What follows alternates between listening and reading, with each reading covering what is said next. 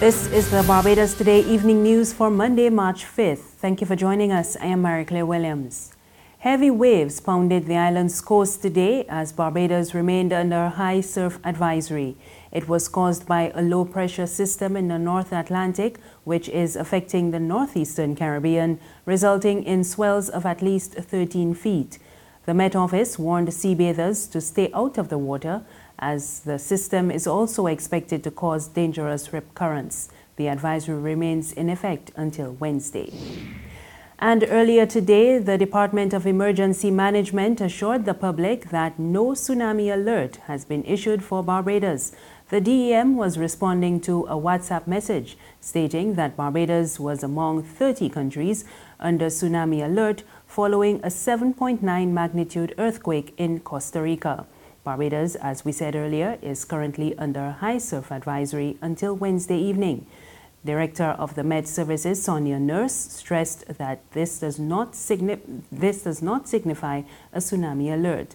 She also said the tsunami warnings are issued by the Met Office and would not be issued to the public via WhatsApp. A St. Michael woman who was arrested on drugs charges has been released on bail. 52-year-old Suzanne McLean of President Kennedy's Drive was charged with 2 counts of unlawful possession of cannabis, 2 counts of possession with intent to supply, and 2 counts of trafficking cannabis. She appeared before the District A Magistrates Court before Magistrate Douglas Frederick this morning and was granted bail in the sum of $30,000 with 2 sureties. As part of her bail conditions, she must report to the Black Rock Police Station every Wednesday before 10 o'clock. McLean is due back in court on August 18. Police are trying to determine what caused the fire last night at a house on Station Hill. The 3-bedroom property was occupied by Javon and Juanita Herwood, but they were not at home at the time of the incident. It occurred around 9 o'clock. Neighbors observed the house was on fire and contacted the occupants. The fire was also reported to the fire department, and 2 fire tenders with 7 officers responded to the blaze. 2 other houses also received minor damage. Police are asking anyone with information that can assist with their investigations to contact the District A Police Station at telephone number 430-7242 or 430-7246. One banking official is reporting that the current economic climate and the uncertainty over this year's elections has contributed to the current lull in local investment. Managing Director and CEO of the Republic Bank, Anthony Clark, told Barbados Today that while there is still good demand for mortgages, demand for investment loans had declined. And speaking on the matter of deposits, Clark said that interest rates are not likely to decline anytime soon. The central bank removed the minimum savings rate some time ago, and as a result of that, market forces came into play in terms of determining the rate, and the rate did in fact fall. And I think that those market forces are more or less the same as they were then. So unless there is some major change in those forces, deposit rates are likely to remain at a low level. Sports now. West Indies will play their first match in Group A against the United Arab Emirates tomorrow in the ICC World Cup qualifiers. Captain Jason Holder says the Caribbean side needs to put on a strong performance. The match begins at 3:30 on Tuesday morning, Eastern Caribbean time. It should be a really good contest. I guess we played against them a few days ago, so we had a good look at the opposition and what they bring. Hopefully tomorrow the conditions are a lot better than they were in the warm-up game. I think from all reports from the last game, the game played here yesterday with Netherlands and Ireland, it seems to be a really good wicket where the ball comes on and you can get pretty good scores on it. So hopefully our batsmen can capitalise on the conditions tomorrow and basically stamp their authority and get us to a really good total. There's regional and international news after this short break.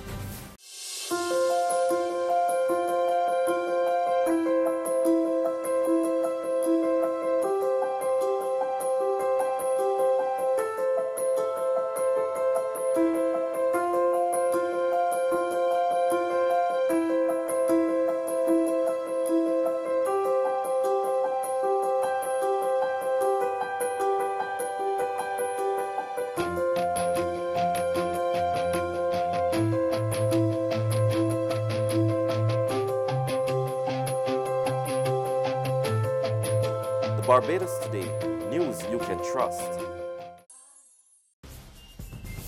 Thank you for staying with us. We're back with news from the region. Additional help for Bahamians in curbing the spread of HIV. A new pill is now available to help health officials achieve that goal. We get more in this report from the Bahamas. So PrEP is essentially HIV, pre-exposure prophylaxis. So this is a medication. It's 2 medications that are taken in combination, and it's designed for persons who are most at risk for HIV infection. And if it's taken correctly, daily, with no doses missed, it can substantially reduce the risk of persons acquiring HIV infection. But I really must emphasize, it's not a magic bullet, it's not a smoking bullet. It's designed to be taken as a part of a combination approach to HIV prevention. Dr. Forbes suggests it's a clever way of reducing the chance of someone getting an HIV infection. The aim globally is to reduce the number of HIV infections and end AIDS by 2030. Statistics show that globally, 36.7 million people are living with HIV, with 1.8 million new infections. In the Caribbean, that's 310,000 adults and children living with HIV. In the Bahamas, 8,600 people are said to be living with HIV.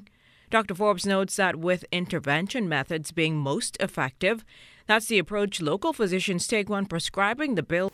And on the international scene, aid trucks reached Syria's eastern Ghouta region today for the first time since the start of the war's deadliest assaults.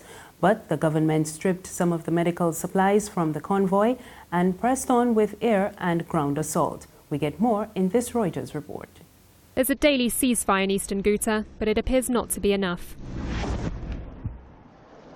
This footage from volunteer rescuers with the white helmets said to show yet more fierce fighting on Monday in the Syrian rebel enclave. The day was supposed to bring some relief for the area.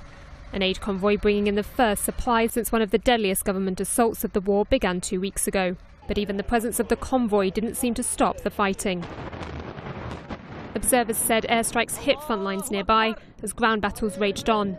A broader UN ceasefire backed by the Security Council a week ago has also failed to come into effect. As the convoy set off into the region, UN officials said Syrian government authorities had vetoed 70% of their cargo, including surgical kits, insulin and dialysis equipment. Syrian President Bashar al-Assad on Sunday dismissed Western statements about the deteriorating humanitarian situation.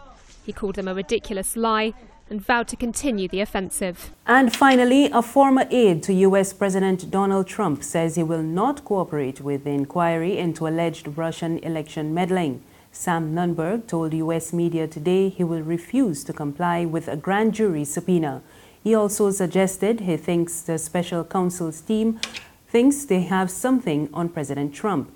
Special counsel Robert Mueller is currently investigating whether there were links between the Trump campaign and Russia and if there was any effort by the White House to obstruct justice. That's news this evening. You can get more on our website, www.barbadostoday.bb. You can also subscribe to our e-paper, email updates, and like us on Facebook. We're on Izumi Media in bus terminals and on Screenplay at supermarkets and gas stations near you. You can also find us on Mix 96.9 FM. I am Marie Claire Williams. Good evening.